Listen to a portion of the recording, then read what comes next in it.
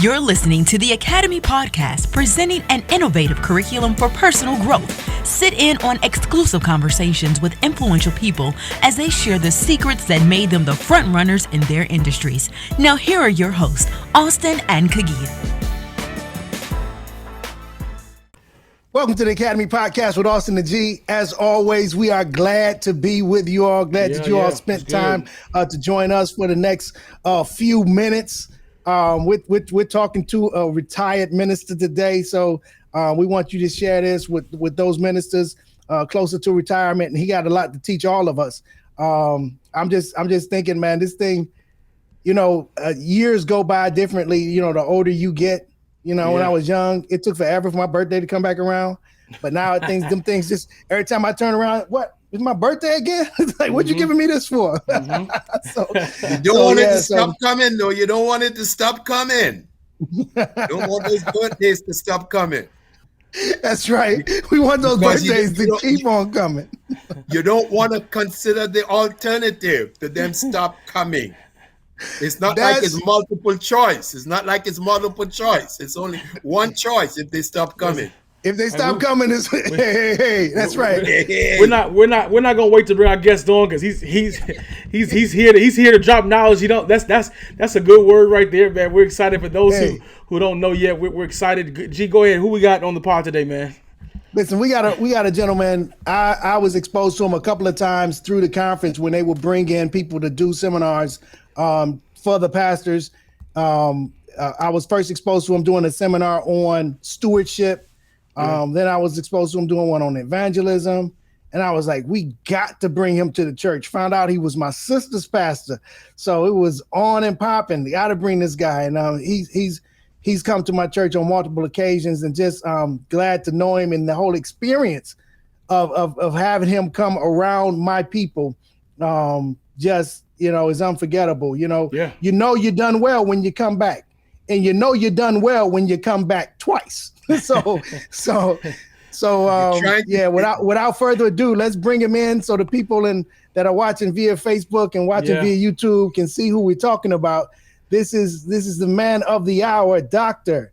Patrick Vincent. Welcome to the show. My joy. Listen, yes, Doc, sir. Yes, sir. We're glad to have you, man. We see that it's Church Growth Plus Ministries. We know that you, even though you're retired, you're still doing a lot of ministry. So thank you, man, out of your busy schedule to be a part of the Academy Podcast, man. We appreciate it. I am retired but retreaded. Yeah. Yeah. Listen, now tell the truth. Now I thought retirement meant that you went and sat down. I thought when you retired, you were tired. That's why the word tired is in retired. It's so tired that you tired twice. So I thought you'd go and sit down and relax, but you're still on the road, man. Tell me what draws you to get on those flights and do ministry even after retirement. Well, there is life after retirement. And, we sing a lot of songs that we don't live. And one of the songs we sing that we don't live is, I will stay on the battlefield until I die. Oh.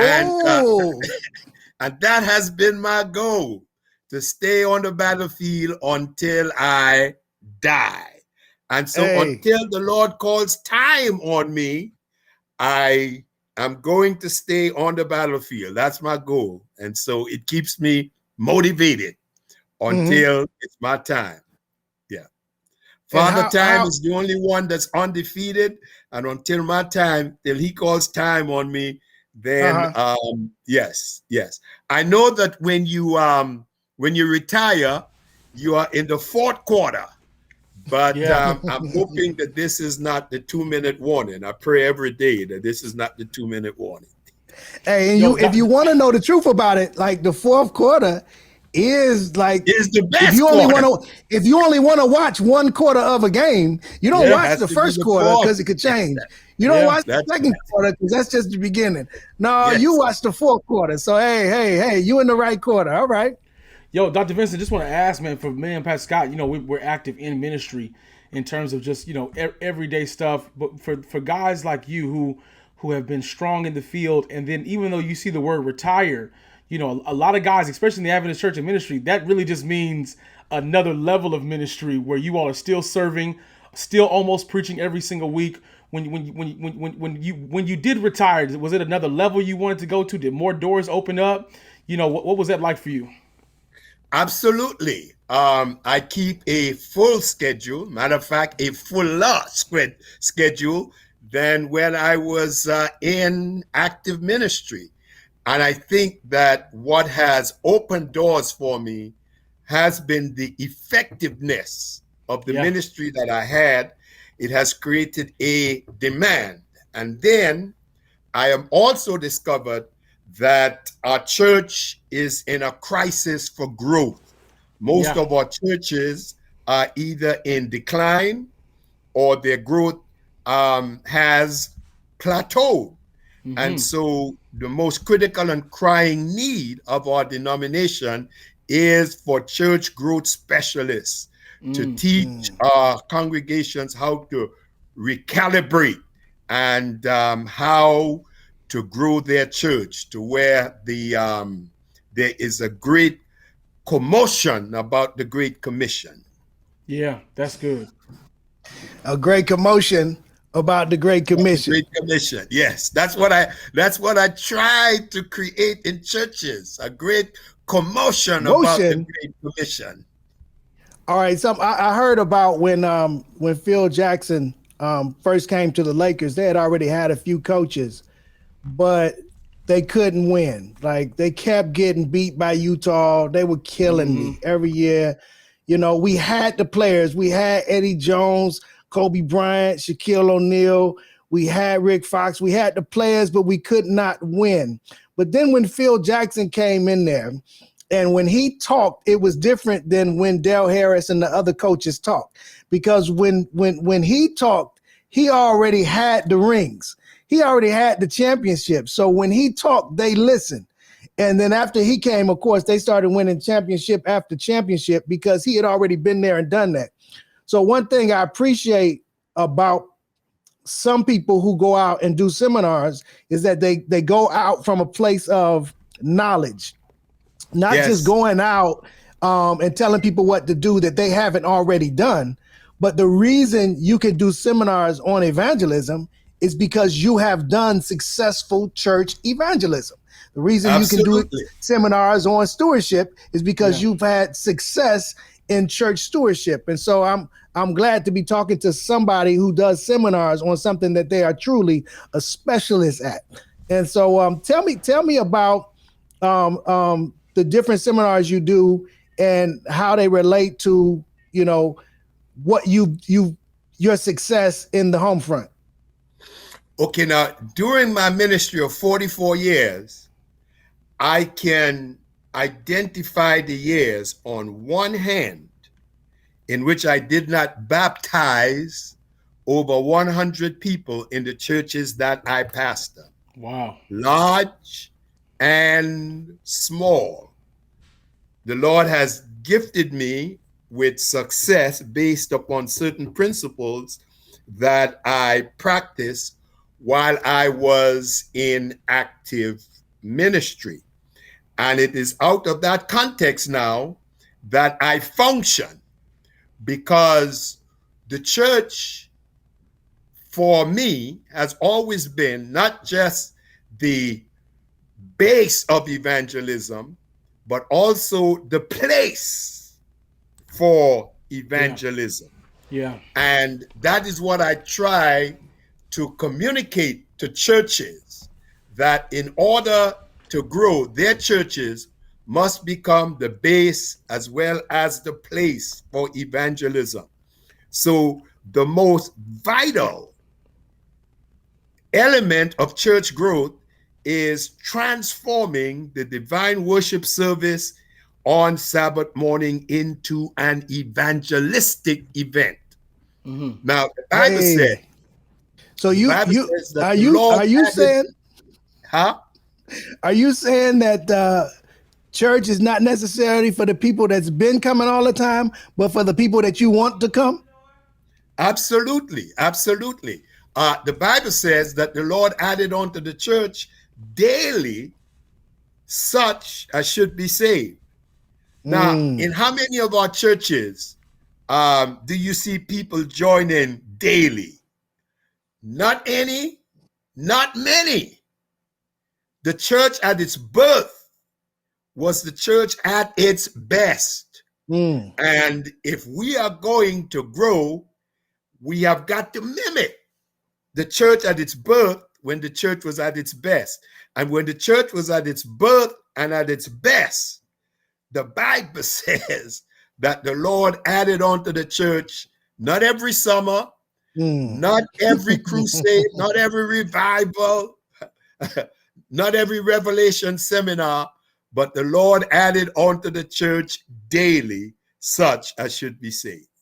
Wow. And if we could ever embrace that concept, and when we come together for worship on Sabbath, have just one or two individuals to be added to the church, you look around at the end of the year and you have 100 and something people. There you go.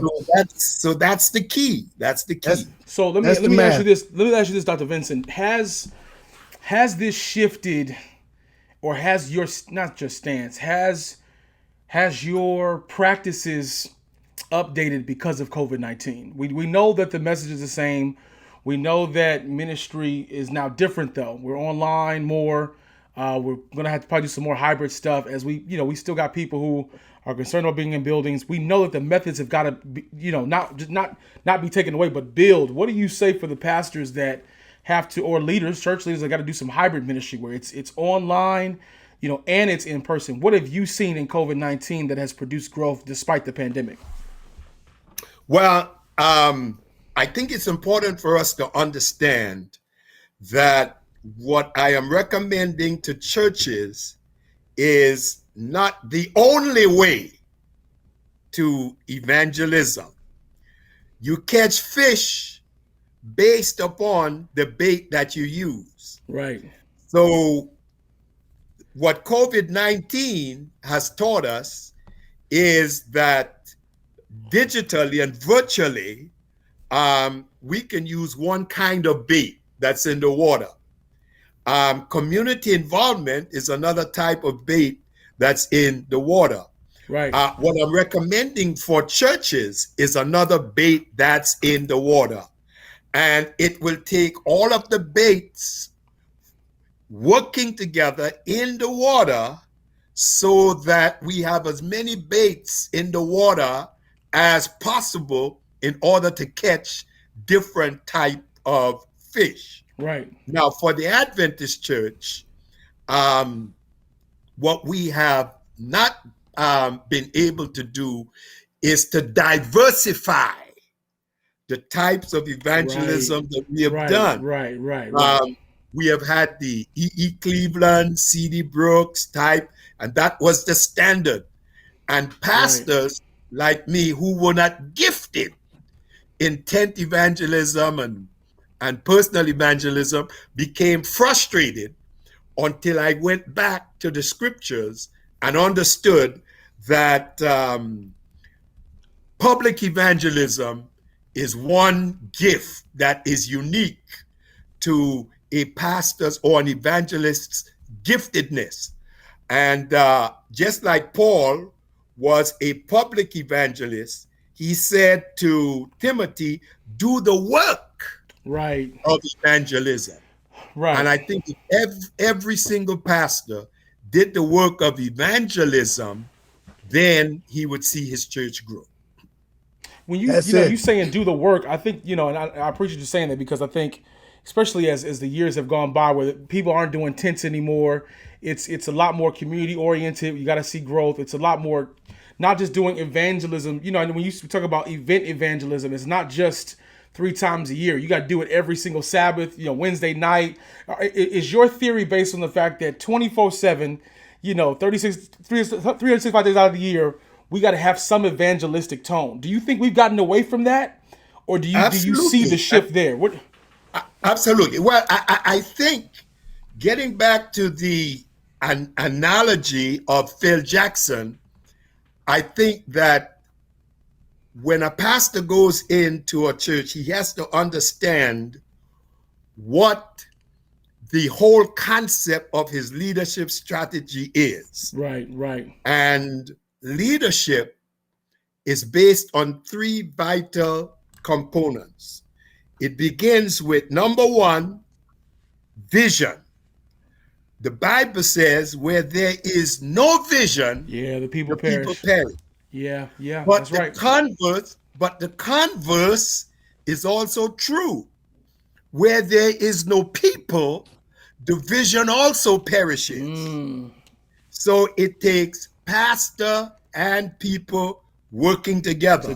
Yeah. Right. So the first element is vision. Once you have cast the vision, then you have got to devise a strategy. Right. And then you sell the strategy. And based on the vision and the strategy, now the third step is motivation. Okay. And the pastor's ability to motivate is intrinsically tied to what Phil Jackson did. He had all of this talent before him. They were losing, but what he was able to do was to bring all of these players togetherness, into a spirit of togetherness. I taught my congregations that whatever we did, we had to do together. The key word is together. And I taught them that players together made a team.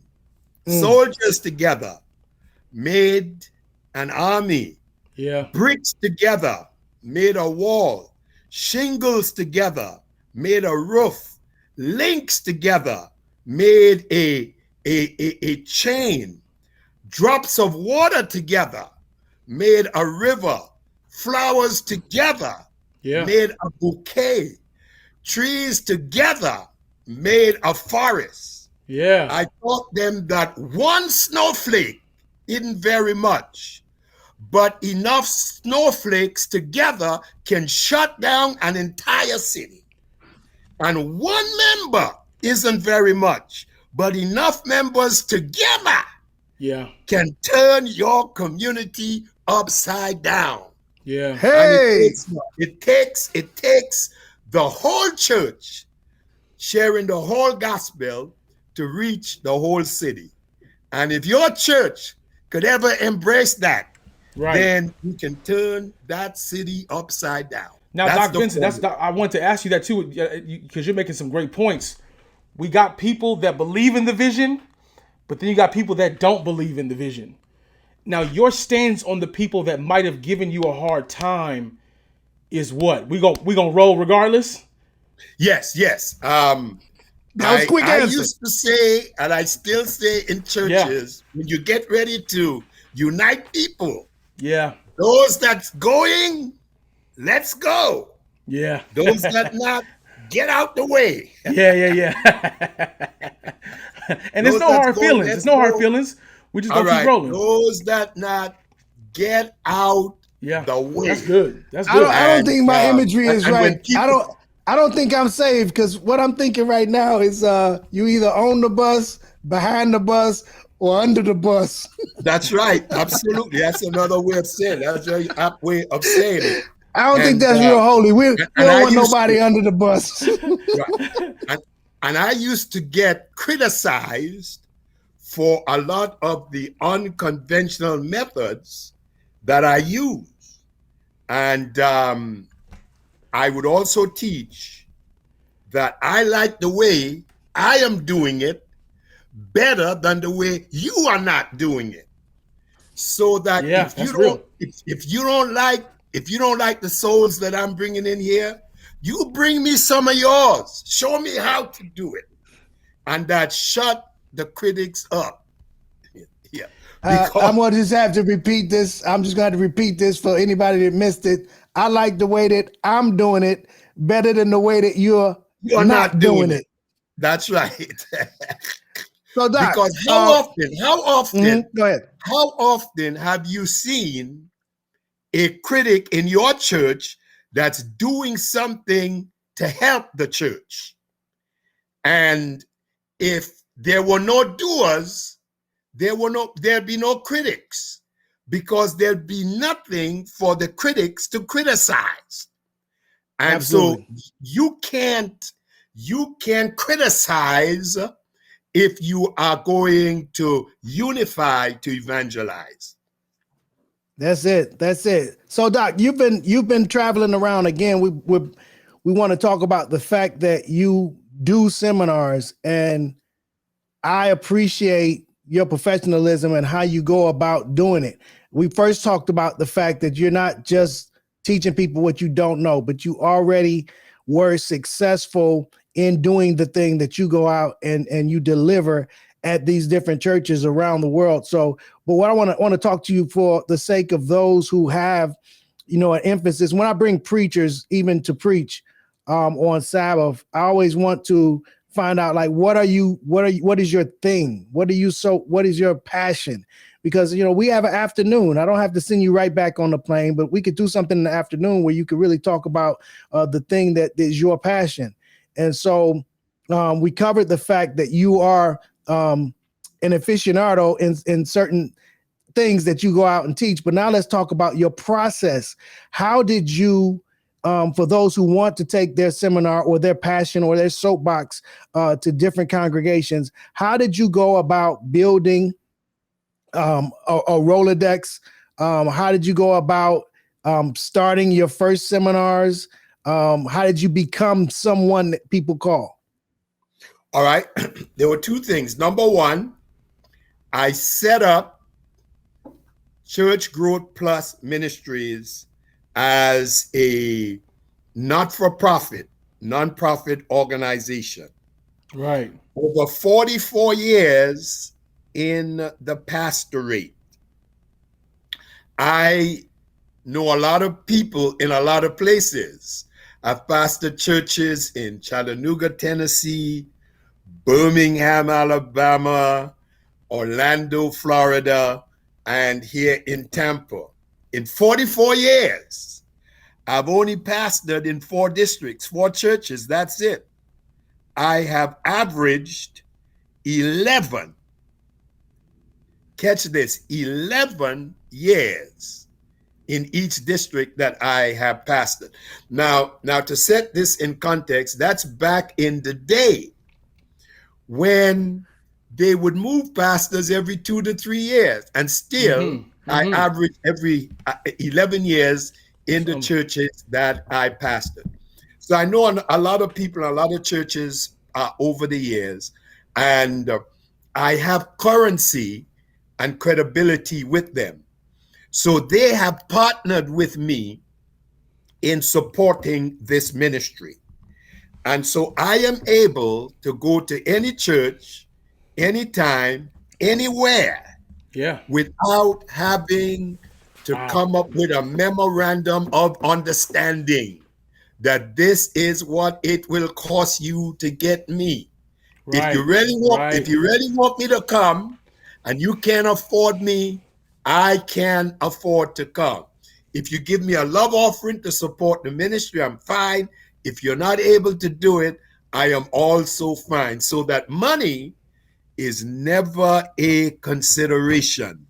And so that has been one avenue by which I'm now able to give back to the work. Now, when I come in to the church, my goal is motivation. And so I started out the traditional way, in which I would come in on a Friday evening or Sabbath morning and do a seminar and then preach at the divine worship hour. Right. And then have the second seminar in the afternoon. On Sunday morning.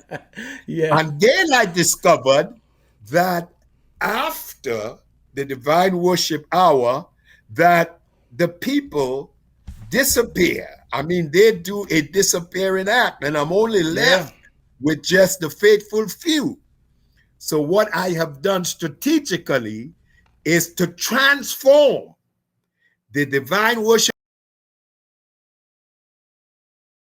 church growth seminar that is dynamic and lively and that whets the appetite of those present during the divine worship service to stay over for the afternoon session. And I strongly encourage the pastors to feed them and keep them. And once they feed them, we're able to keep them. And then we're able to move into seminar number 2. And if we do Friday evening, Sabbath morning, and Sabbath afternoon, usually that lays a platform or a foundation that the church could build upon, because I do have a manual and some materials that I leave with either the head elder or the personal. We just lost your voice to again. Implement those principles. Hold on. We lost your voice right in the middle of that. And I was about to interrupt you with a question anyway, but we lost your voice. Yeah. Well, just pick it up wherever you lost it. What was the last thing I was saying? Hold on. When do we lose him? Oh, you didn't hear it? Maybe No. Is it on my end? He was talking about the materials. Oh shoot, let me pause. Yeah, saying that there were some materials that I leave with the pastor and the churches, and there has to be a go-to person that is responsible for the follow-up. And of course, I am always and ever a resource person that church could call me at any time and get any information that they desire.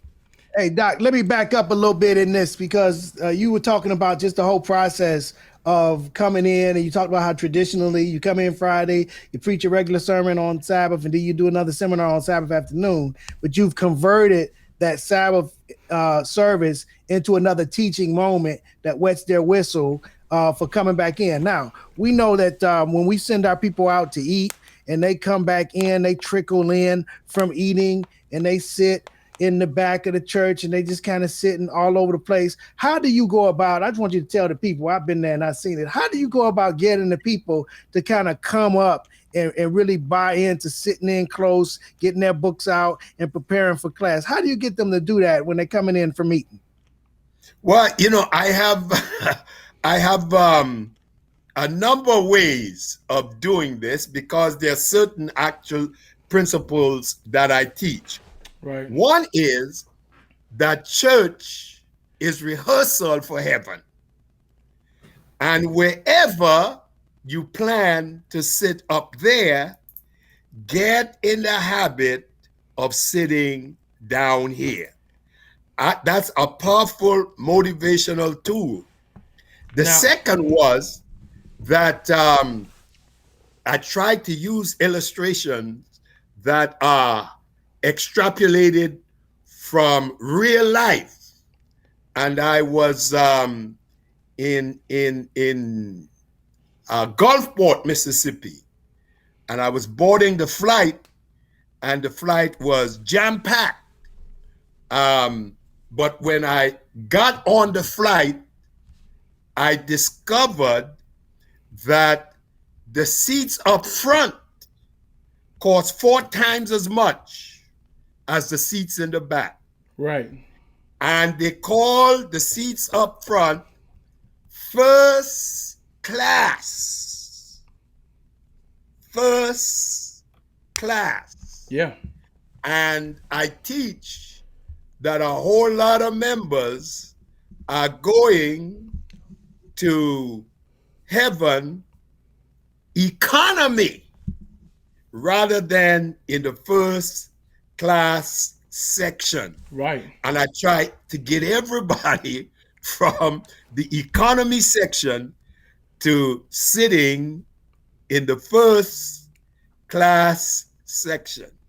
And there's another humorous anecdote that I like to use, which came out of slavery, where the slave master used to teach the slaves on the plantation that when they get to heaven, all of the black folk would be sitting up front, in the back and in the balcony, and all of the white folk would be sitting up front. And one day, the black preacher on the plantation met all of the slaves. He says, this evening at sunset, I want you all to meet me down by the river. And they all met by the river at sunset. And he said, you all heard what Master told us this morning. He says that when we get to heaven, all of the white people will be seated up front. And all of us black people will be in the back and in the balcony.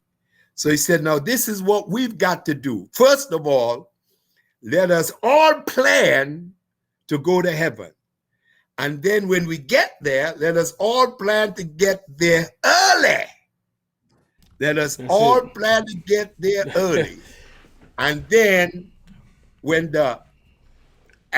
we get there early, let us sit down on the front row and take up all of the front seats in heaven. And when the white man comes in and he sees us black folk seated on the front row in heaven, if he doesn't like it, tell him to go on to hell. Go on to hell. Go on to hell. Now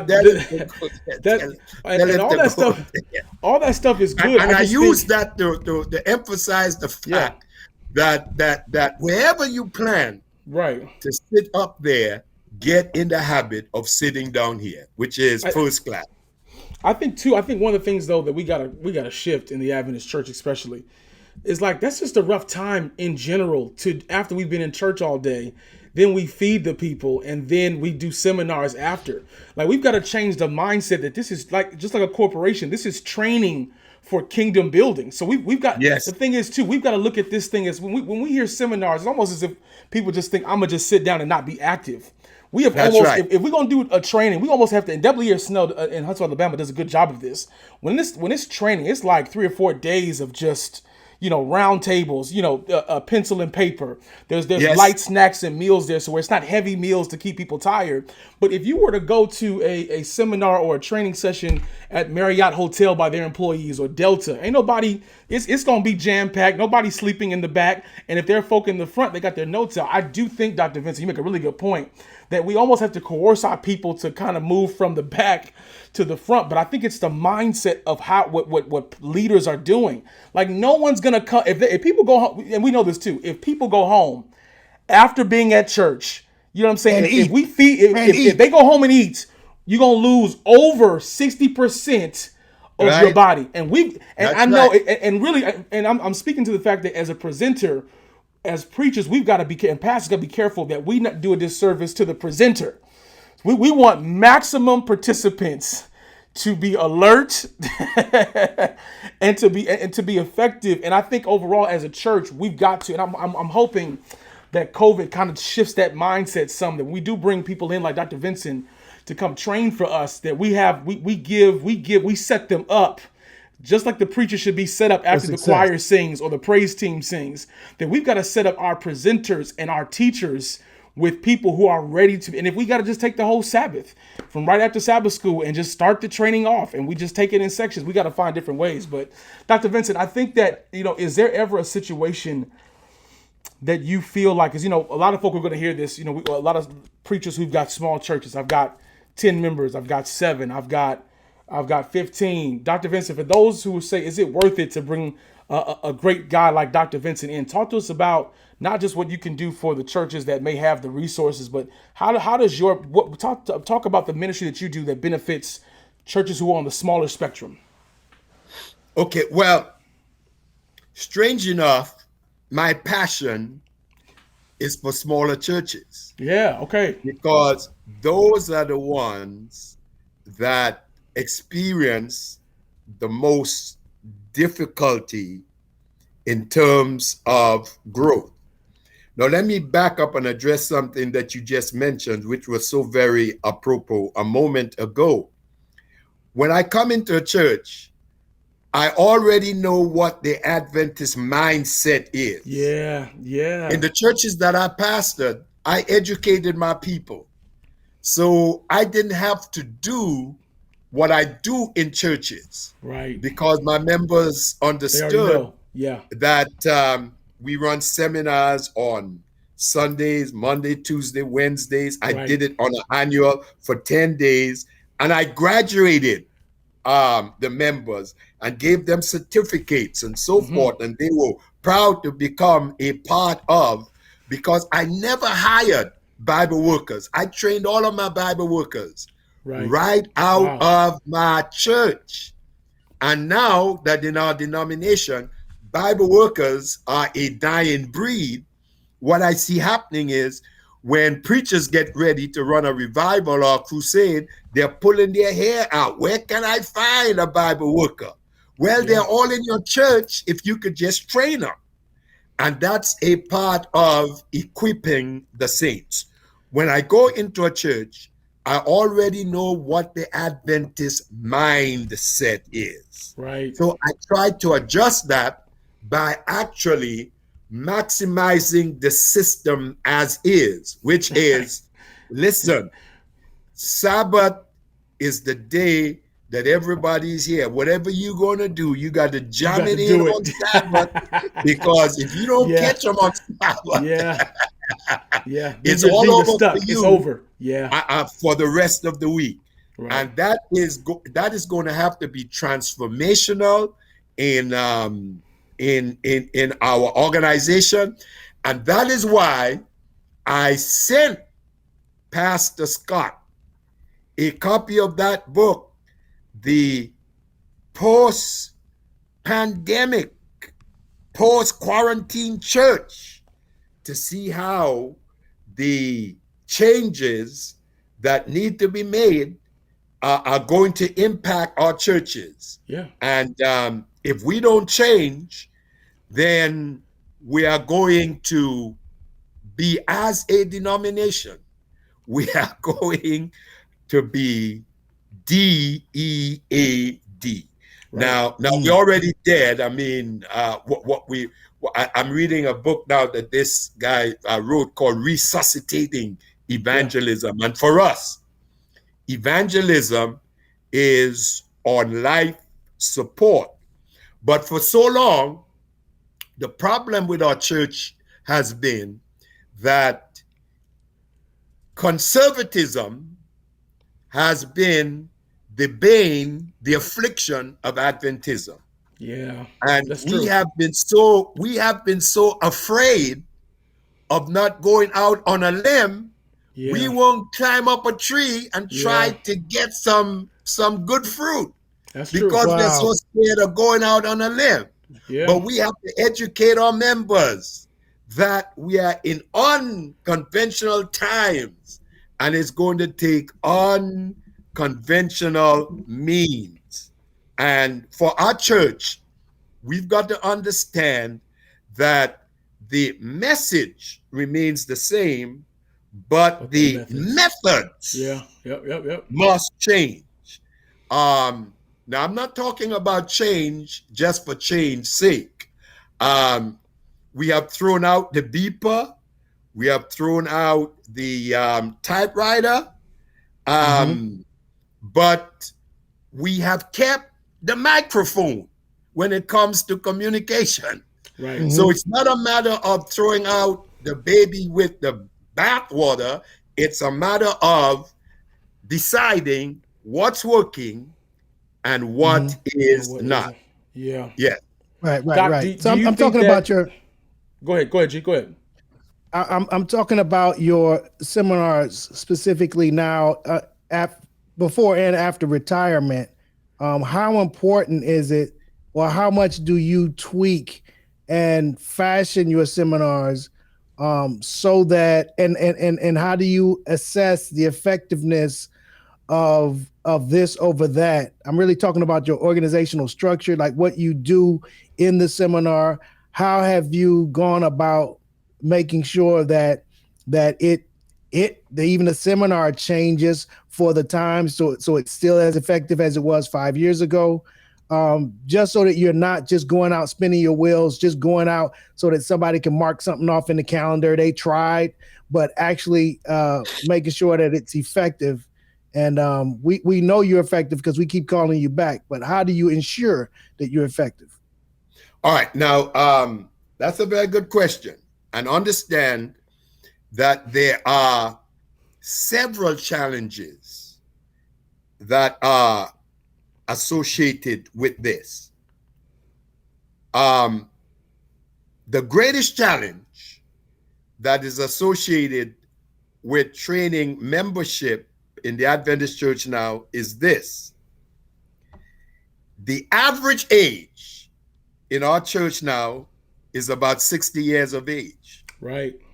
And we are an aging congregation. Yeah.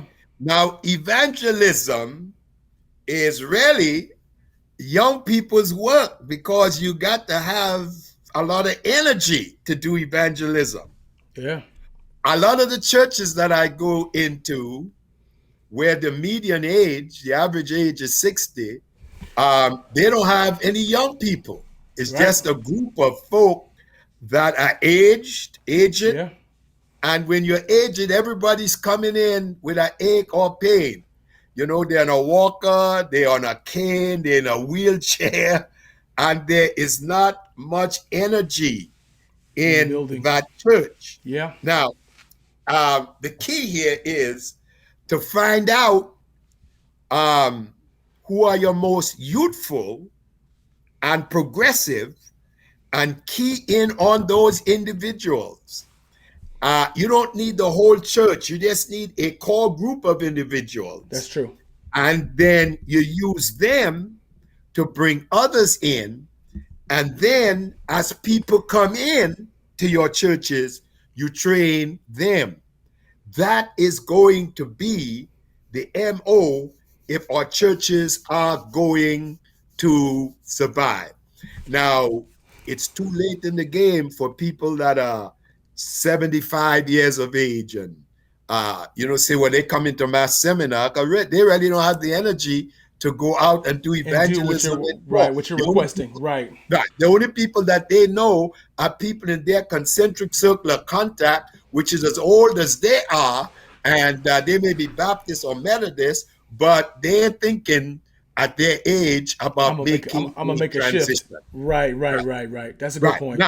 Now, the second thing, and this is very, very crucial, because I believe that this is where, as a church, we have missed the whole goal and purpose of evangelism.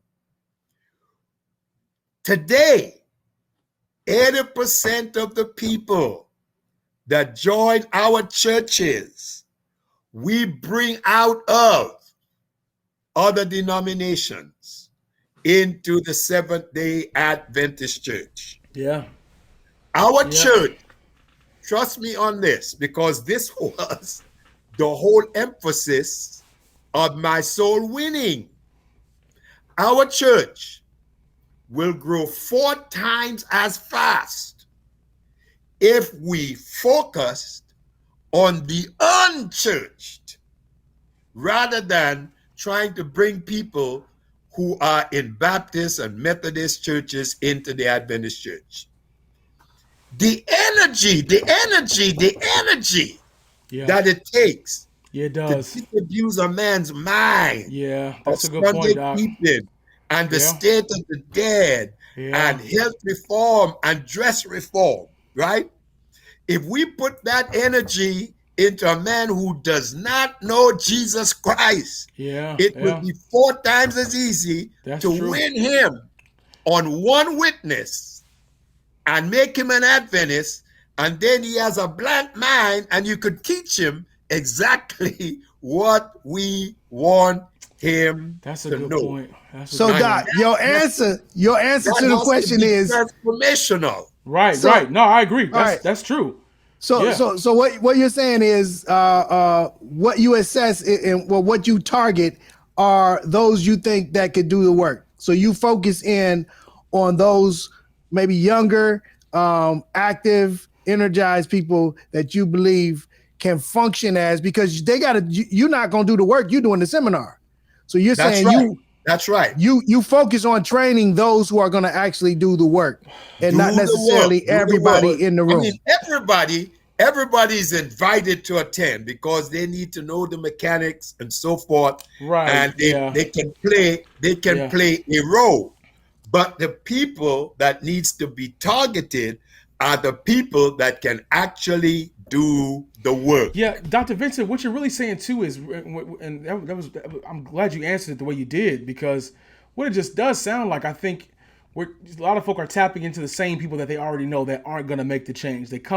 They'll show up to your church, you'll show up to their church, but it won't really be what you were hoping for in terms of inviting them into the evidence phase. One of the things I think is critical is we got to go out and meet new people. We've got to just meet some new folk who are hungry for something new, who are also in need of something in the community that the church can meet. That way we can invite them in. And I do think you're right. Not saying, and I hear what you're saying. You're not saying that we can't go out and reach those who are older, because we have seen people make that shift. What you're just saying is resource wise, which is the greatest resource is time, obviously. So the time that we have, it could be best spent on reaching those who are new, those who are not a part of any faith, but those who are hungry for something else. And I think you're right. I think that type of teaching is something that, and you'll figure that out though when you in that small church, and that's that same person that comes over and over again, but doesn't really make that shift until you find out they've been a deaconess at their church for 40 years. So. Right. And see, the Lord has already worked that out for us if we have the correct understanding of evangelism. Right. He says the harvest is ripe. Yeah. Now that's what he says explicitly. Mm-hmm. But implicitly, he says, listen, I have not promised you green fruit. Right. If we ever understood that principle of evangelism, it would revolutionize our concept. Because we spend 90% of our resources chasing after green fruit. Yeah. And the fruit is hollering at us. I'm green. And we don't hear it. We don't hear it.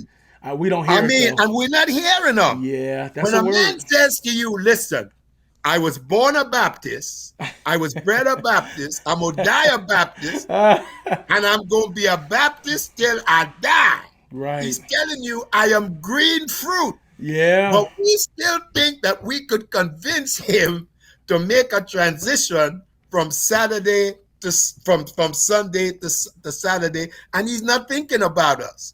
And we spend so much time and energy, right? And the second thing that we will discover that when we focus on the unchurched, evangelism becomes, as the Lord intended it, very easy.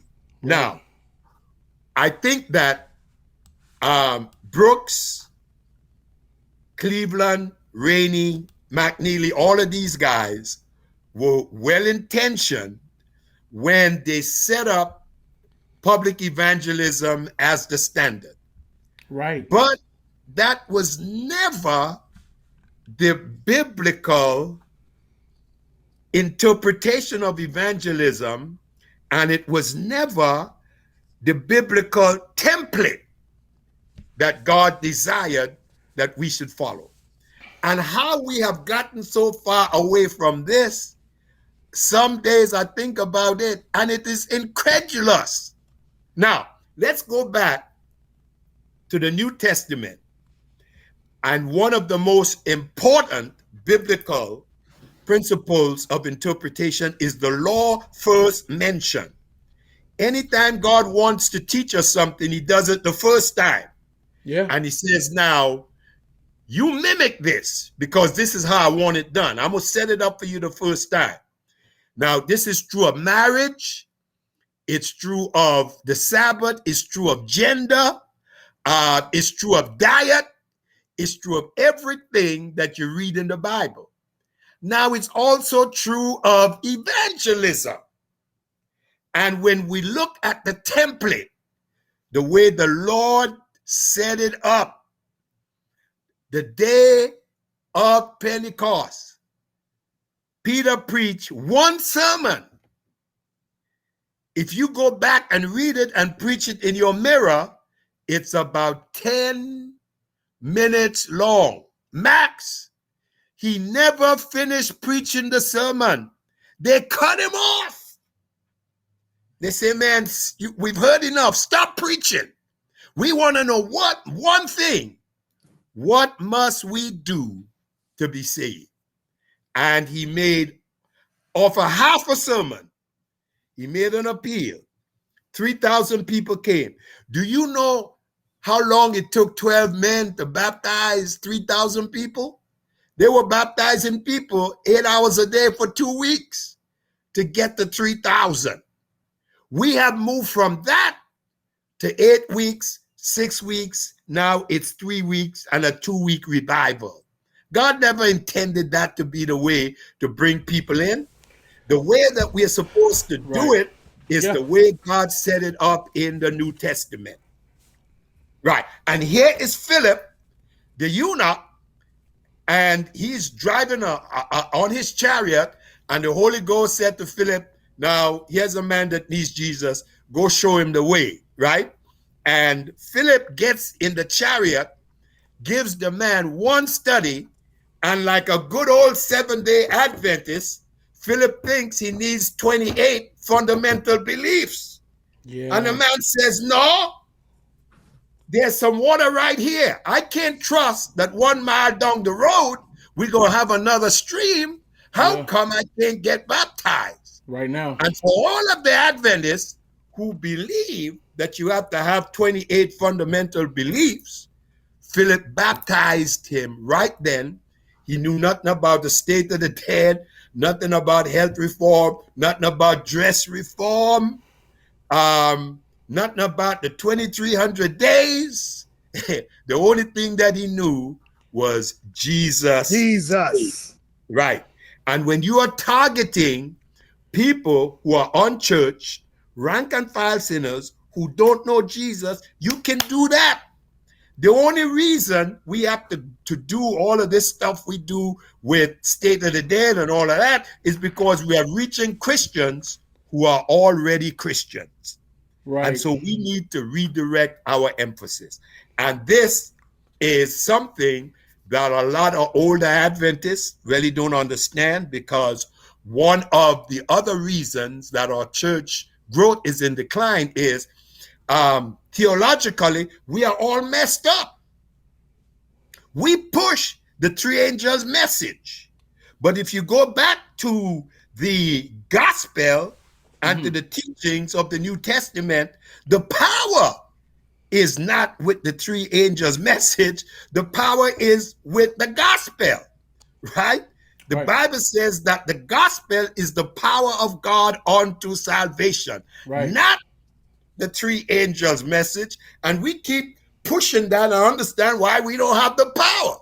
Well, the reason we don't have it is because the power is with the gospel. And until we get back to the gospel, we won't have the power. And the gospel is Christ came, he lived, he died, he rose again for sinners. If you accept him, that's it. Can we admit that we just have a lot? I mean, and I love the Adventist Church. Can we just admit though we got a lot of stuff we gotta relay?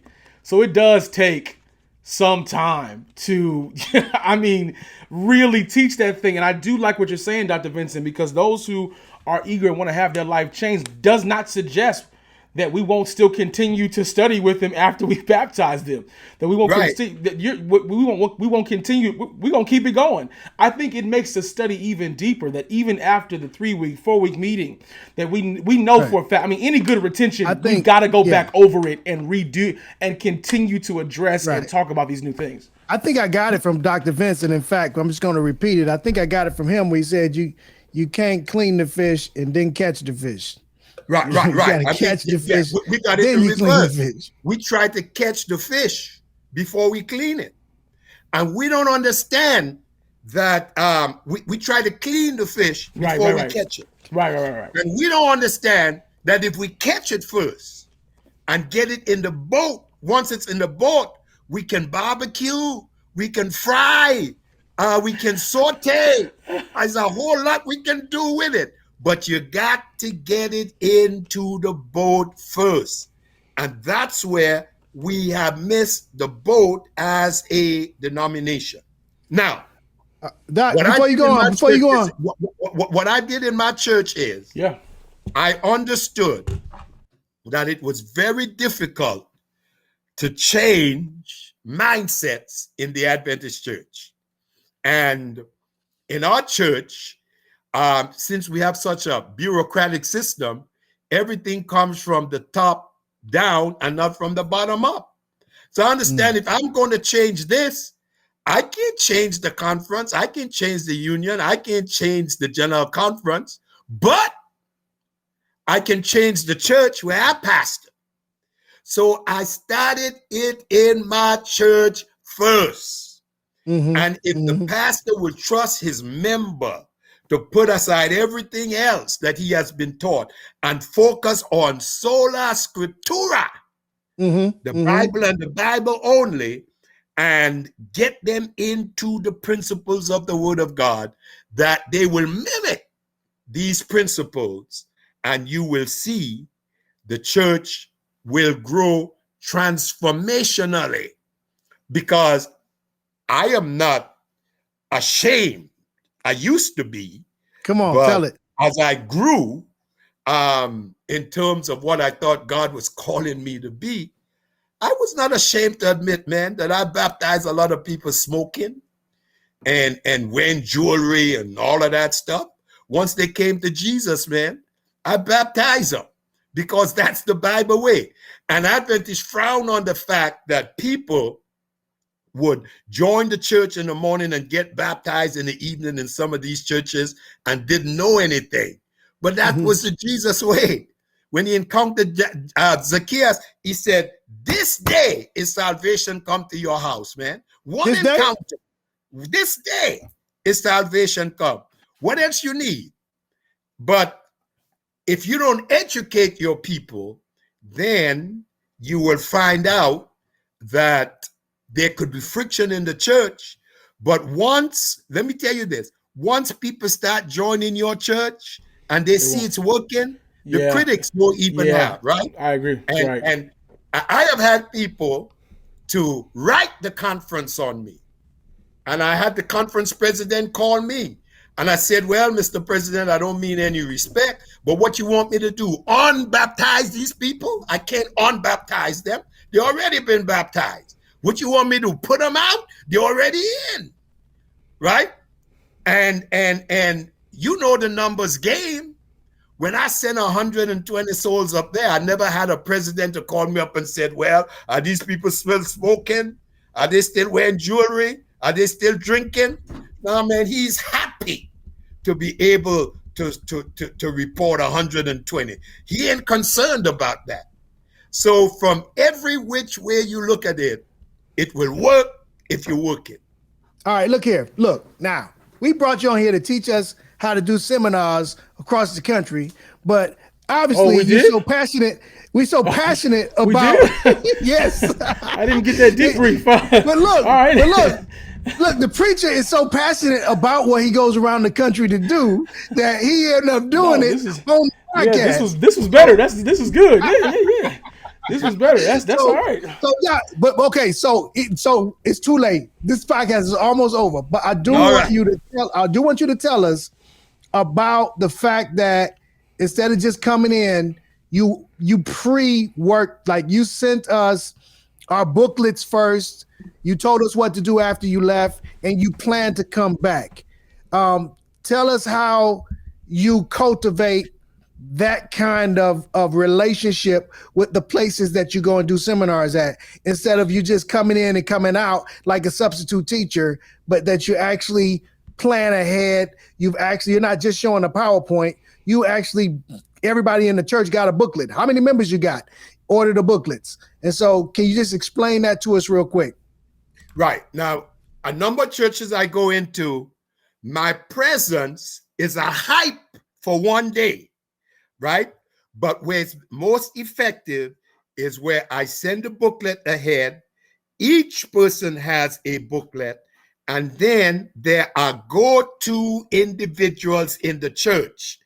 After my presentations, I meet with them and I go over the steps for follow-up. I leave them my email address. They have my cell phone. They have my home address. They have my telephone number, and they could call me at any time. And I am able then to coach from my study where I am right now and give them whatever resources and additional information that they need. Yeah, that's good. That's good. So there are people all over the country now who want to bring you in.